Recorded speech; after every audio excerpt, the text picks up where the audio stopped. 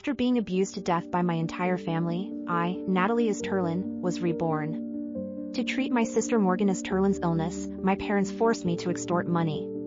They grabbed my hair and shoved me hard onto the road. A car sped towards me, and I lost both legs.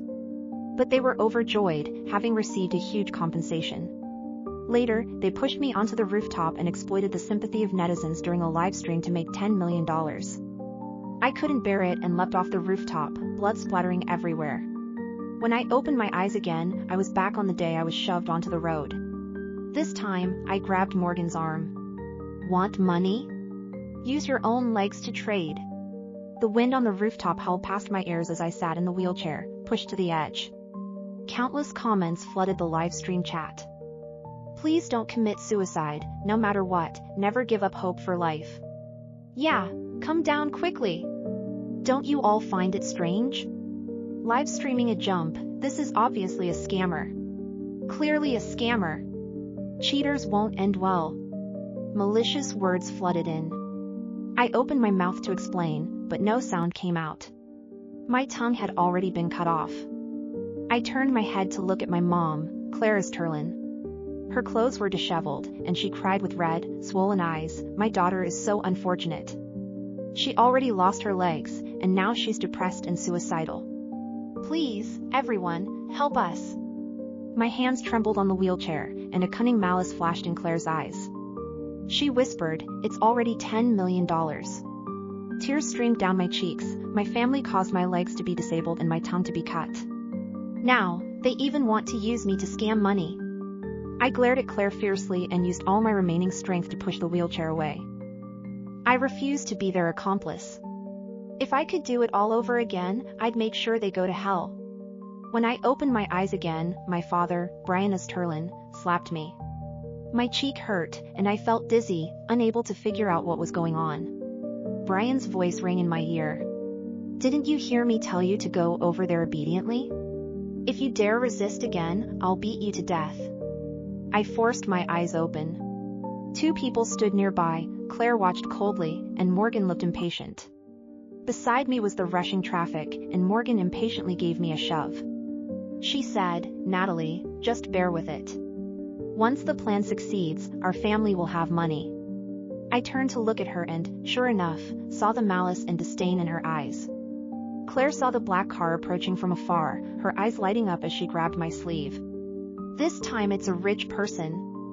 I felt the force behind me, knowing that car wouldn't slow down. In my past life, I was pushed onto the road, and the black car hit me. My legs were disabled, and my family received $5 million in compensation, beaming with joy. This time, I grabbed Morgan's arm and forcefully pushed her onto the road first. I said, "Want money? Use your own legs to trade." The sound of a car hitting a person rang out. Morgan let out a scream as her body was hit and flung away. Bright red blood stained the road. "Morgan!" Claire's eyes widened as she dashed forward like crazy. Brian was also stunned and hurriedly called an ambulance. He turned to me. "Natalie! You vile woman. She's your own sister." He looked at me as if I were his enemy. I sneered. "So I deserve to die?" The street was in chaos. I scoffed and turned to leave. In my previous life, after I was hit by a car, they didn't call an ambulance first but bargained with the driver at fault.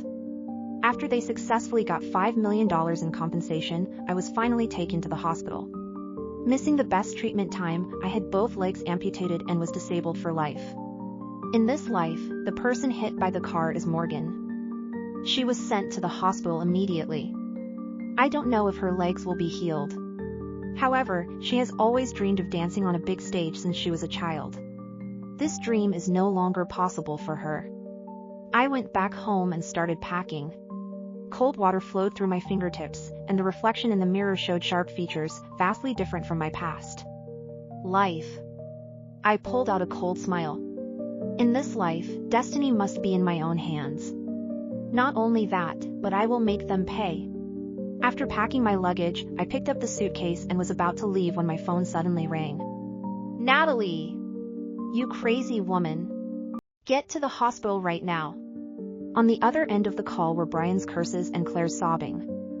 I let out a cold laugh and said, "Why should I?" Brian choked, as if he couldn't believe I would say such a thing. He shouted angrily, "What the hell is wrong with you? Get to the hospital now. If you're a second late, I'll break your legs." After saying that, he hastily hung up the phone.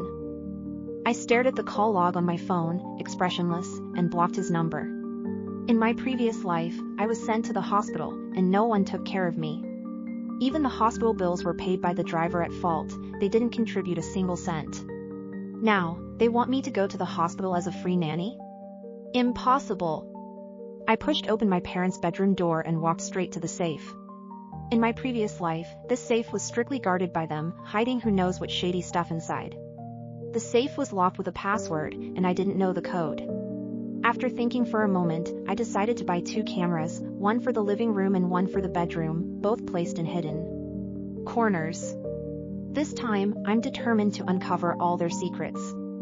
I returned to school, put away my luggage, and decided I could never go back to that home. At the same time, I registered a Twitter account online. In my past life, I was disabled with both legs and had my tongue cut out, completely reduced to a useless person, barely surviving through painting. I'm quite talented in painting and quickly gained a lot of followers. In this life, I enjoy the thrill of being the butcher rather than the lamb to be slaughtered. My phone rang again. Claire's tone was laced with anger.